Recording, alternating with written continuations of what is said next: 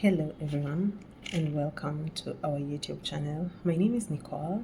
With me is Vaishnavi, Samuteta and Dhanvi.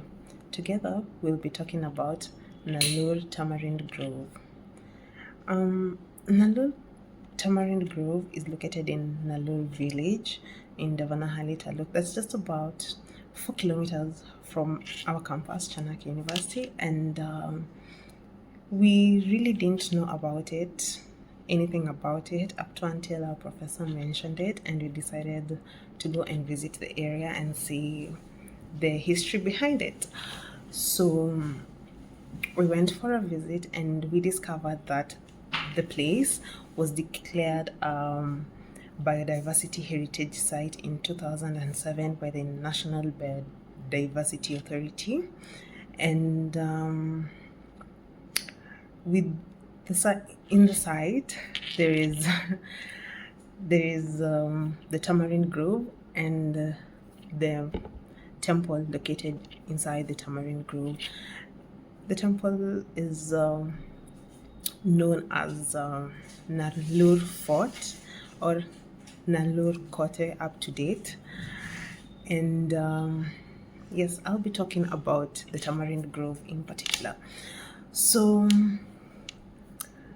the Tamarind Grove, the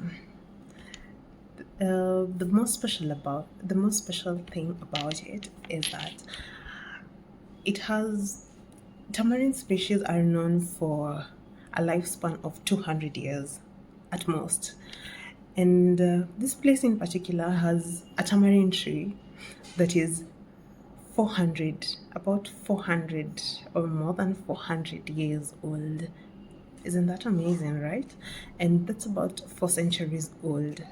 And out of this tamarind tree grew other tamarind trees, which is they're about 290 to 300.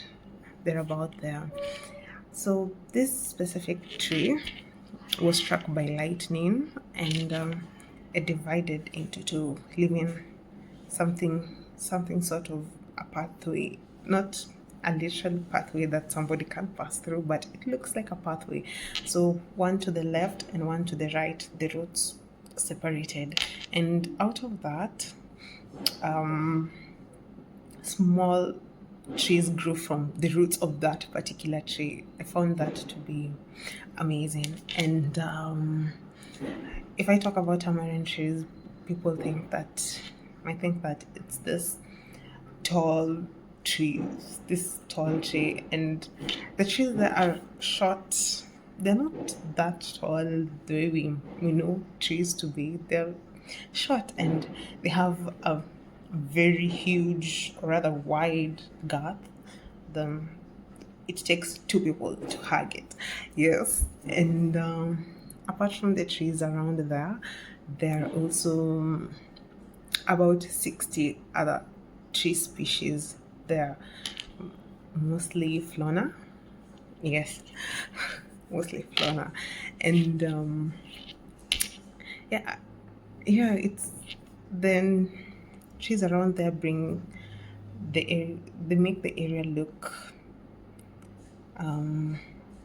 more natural. It makes it look, it is worth being declared a heritage site. It is really worth it because if not the oldest, if it is not the oldest, it is among the oldest tamarind trees around, which is worth visiting, worth seeing how it is split into two, and yes, it is worth it. But looking around the area, development is yet to be there, and we discovered that with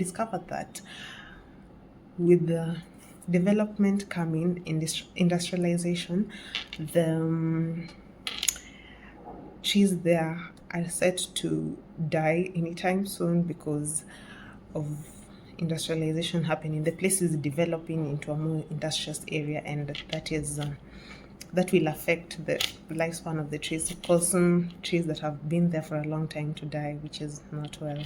So I'll be handing over to my teammates, and they'll discuss about the fort. Thank you.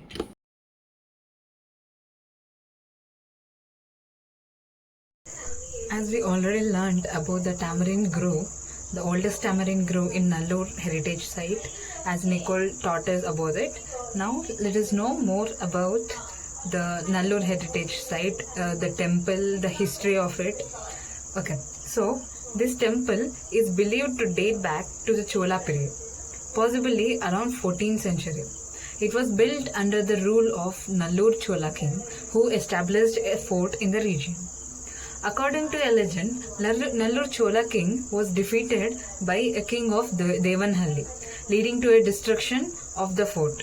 After the fall, temple was abandoned, and over time it fell into the ruins. Only small Krishna temple, that is Chennakeshava temple, is still alive, and it is surrounded by so many tamarind trees and shrubs. And why is it even a heritage site? What's there in it to be a heritage site? So let us discuss about it. Nallur Tamarind Grove was declared India's first biodiversity heritage site in 2007. The grove contained over 295 tamarind trees, some of which are over 400 years old.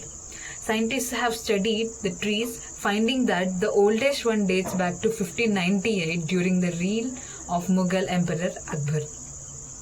The temple and grove together represent a unique blend of history, nature and legend, making it a site of cultural and ecological importance. Before getting into the story or the legend behind this tamarind grove, let us know more about this, the significance of this grove. This spans over the 54 acres and it is home to over 275 ancient tamarind trees. Scientists have studied that grew extensively, finding unique genetic variations among the trees, suggesting they were not planted together from a single source. The trees have developed unusual root structures, growing alternative roots that support the trees even if the main trunk dies. This grove is believed to be a relic of Chola Dynasty, which ruled nearly 800 years ago. Within the grove, ruins of an ancient temple dedicated to Lord Chennakeshava can be found, dating back to 1300s. This site has witnessed the rise and fall of dynasties, making it a living testament to history. Legends surrounding the grove include the chieftain's daughter's forbidding love, buried treasure, and to its mystical aura. Now let us see the legend behind this tamarind grove. So, in the village of Nallur Kote, a fortified settlement where history echoed through its mud brick walls, a tale forbidden love unfolded. The ruling chieftain's daughter, spirited and strong-willed, fell in love with a young man from neighboring land, Devanhalli. But one detail remained constant. Her father, the powerful chieftain, forbade the union. Determined to defy the fate, princess and her mother devised a daring scheme. The princess whispered to her beloved about the hidden spring, the village's lifeline, flowing deep beneath the fortress. Whether he blocked the spring or used it as a secret passage into the fort remains a mystery lost to time. But his actions set off a great battle. Warriors clashed, steels met steel, and blood was spilled on the sacred land. Yet amidst the chaos, the astute chieftain buried his treasure, marking the spots with tamarind seeds. As centuries passed, the seeds took root, transforming the battleground into the Nallur Grove, where ancient tamarind trees now stand as a silent witness to the tale of love, defense, and war.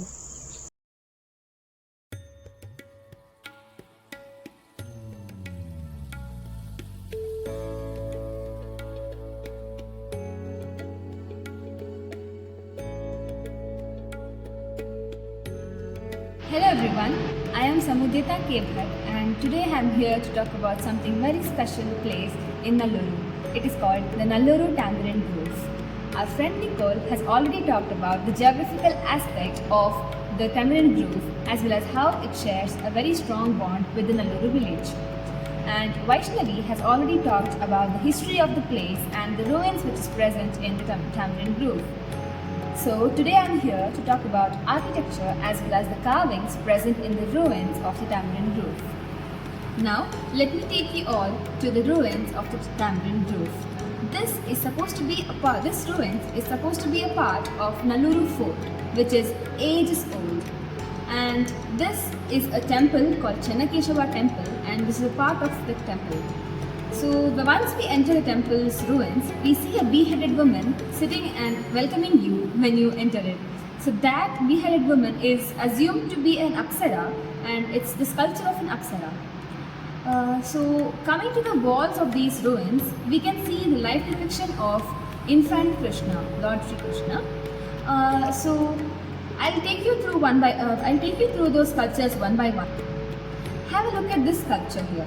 This sculpture depicts the Krishna enjoying the butter which he's eating there. He loves butter, you know, right?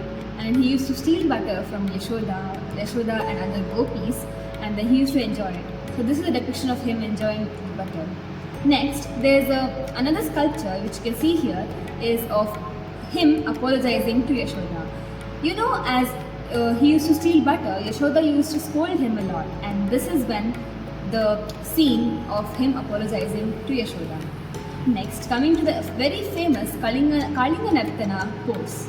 He is gracefully dancing over the serpent called Kalinga, and this we can see in a lot of places this scene has been depicted. And here as well we can see how intricately they have designed the sculpture. Next comes the mysterious part of Krishna's life. He once stole the clothes of gopis who were bathing in Yamuna river. He steals those clothes and hides it behind a tree, or hides it over the tree. And then when the gopis get to know that this clothes has been stolen by this mischievous little Krishna, they start begging for their clothes back. And this is when the scene is. They are begging for the clothes back, and Krishna is teasing them with the clothes they had. And you can see the architectural style there. It is so gracefully designed, the pleats of the clothes which they used. Talking about the next one, that is the Krishna is tied to a mortar. You see, he was a mischievous boy. So his mother, Yashoda, tied him to a mortar so that he doesn't move. Since the mortar is very big and very strong, he cannot move. But then he moves. He moves, he crawls, and then he rolls over two trees. And those two trees are uprooted because of the mortar's strength. And after it uproots, two Ashwini Devatas come up. That is, they were trapped inside those trees. And they thank Krishna for liberating them. So this is a depiction of rolling over the tree as well as the Ashwini Devatas being liberated. So I've talked about so many sculptures, right? You must be wondering what is the architectural style of it. Is it like it's Dravidian style, but what is it in the Dravidian style? So this is basically the Vijayanagara style of architecture. And we know that this place has been ruled by Vijayanagara as well. So this is the Vijayanagara style of architecture, and you can explore more if you want regarding the architecture, and you can find the analogy between those present in the Hampi. That is, Hampi is also constructed by the Vijayanagara Empire, right? So you can see the analogy between the sculptures in Hampi as well as the sculpture which is present in the ruins of Nallur Grove. I hope you found this video insightful, and I also hope that you get to visit this beautiful place in Nalluru with your friends and family. Let us preserve our culture and admire the beauty of the places like these in India. We keep updating about such places, and so like and subscribe guys, and have fun.